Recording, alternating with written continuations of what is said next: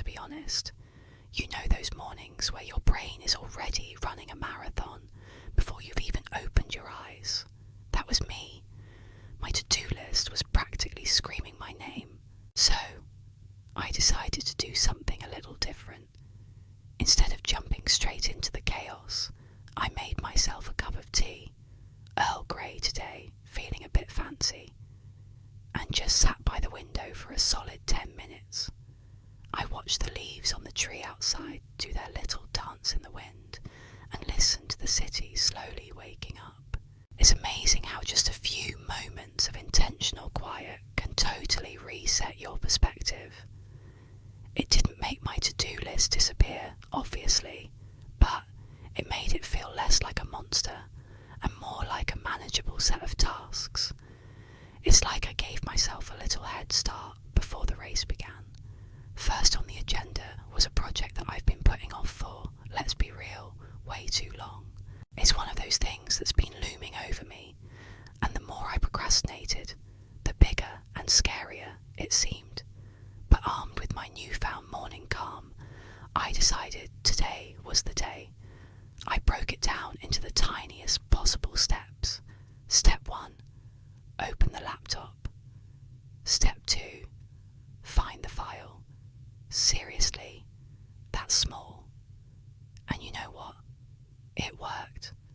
Once I started, the momentum just kind of built on its own. It's funny how our minds build things up to be so much more intimidating than they actually are. I didn't finish the whole thing, not even close, but I made a real, solid dent in it. And that feels like a huge win. Progress, not perfection, right? That's my new mantra. After a few hours of focused work, my stomach started reminding me that, oh yeah, humans need to eat. For lunch, I decided to get a little creative. I had some leftover roasted vegetables from last night's dinner, a bit of quinoa, and a lemon that was looking a little lonely in the fruit bowl. I tossed it all together with some olive oil and a sprinkle of feta cheese. Honestly, it was one of the best lunches I've had in ages. It felt so good to create something delicious and nourishing out of what felt like random odds and ends. It's another reminder, I guess, that you can make something wonderful out of the things you already have. You just have to look at them a little differently. The afternoon brought a bit of a slump, I won't lie. The energy from my productive morning started to fade, and I felt that familiar pull towards the sofa and endless scrolling. But remembering my commitment to being more intentional, I laced up my sneakers instead.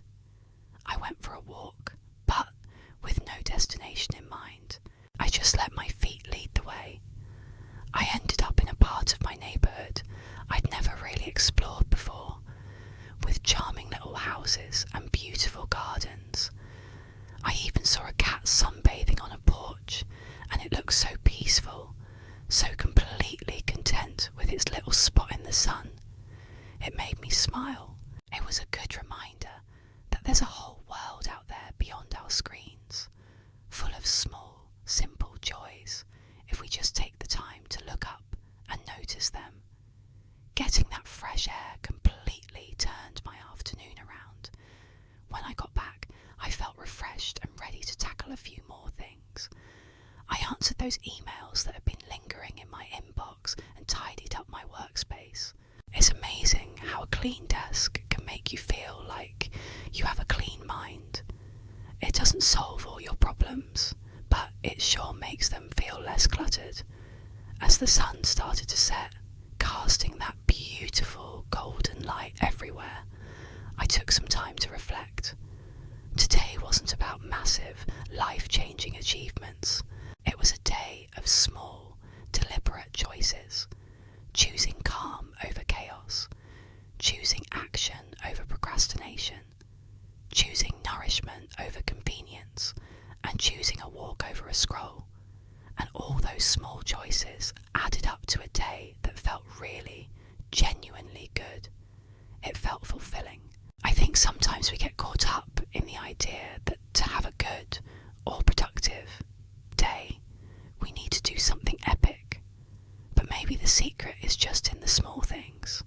The quiet cup of tea, the first step on a daunting project, the creative lunch, the aimless walk. These are the things that build a life that feels good from the inside out. So, that was my day. It was simple, it was ordinary, but it was also pretty great. It feels good to share this with you all. It's like we're figuring this stuff out together.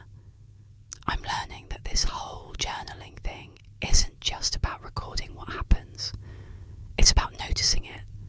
It's about finding the little bits of magic in the mundane. And that's a pretty cool thing to be learning. Thank you so much for joining me for day 2. It really means the world to have you here listening. If you enjoyed this little chat, I'd be so grateful if you'd hit that like button and subscribe to follow along on this journey. I'd love to hear about a small good thing that happened in your day, so feel free to share it in the comments below. I'll see you tomorrow. Bye for now.